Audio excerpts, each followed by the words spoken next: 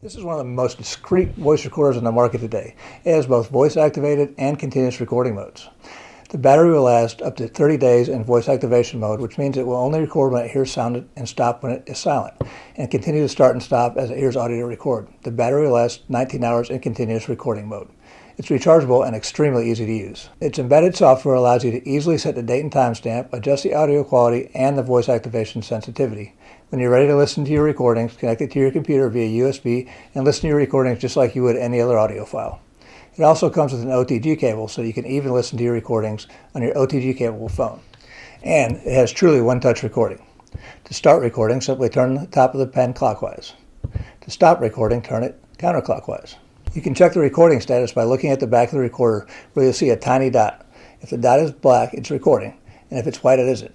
How's that for easy to use?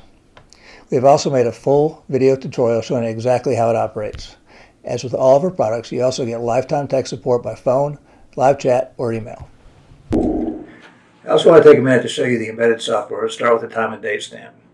Now, this is a Windows 10 computer. This is what it looks like, but most computers are going to be similar. First thing you want to do is open the file up over here in File Manager. I already have the device plugged into the computer. All right, so that's coming up. Oops. That. Let's go to this PC, and it's a MemoQE drive on it. It may be different on your computer, it just depends on the computer. Click on that. Now you're going to see the time setup file. Go ahead and double click on the time setup. Click yes on the pop-up window, and there it is. As you can see, the date and time automatically syncs to your computer. Once you hit start on that, it's going to put it on your device. Your voice activation level, SVOS level. 0 is default. Most people will never have to change that, but if you have a very quiet audio environment, you can hit the +1 or +2, and that's going to make the voice activation kick on with lower sounds.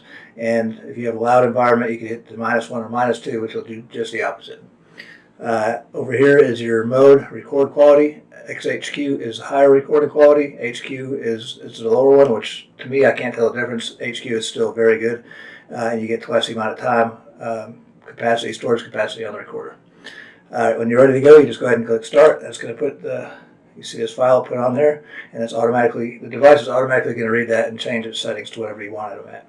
Let me show you how you go ahead and listen to a recording. Double click the voice folder, and this is a test I just put on there. Double click on that.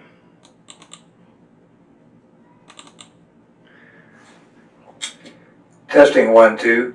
Testing 1 2. Let's pause that. All right, and then when you're all done, just go ahead and close out everything and eject your device from the computer. Like I said, this is Windows 10. You'd click on this icon here, eject voice record.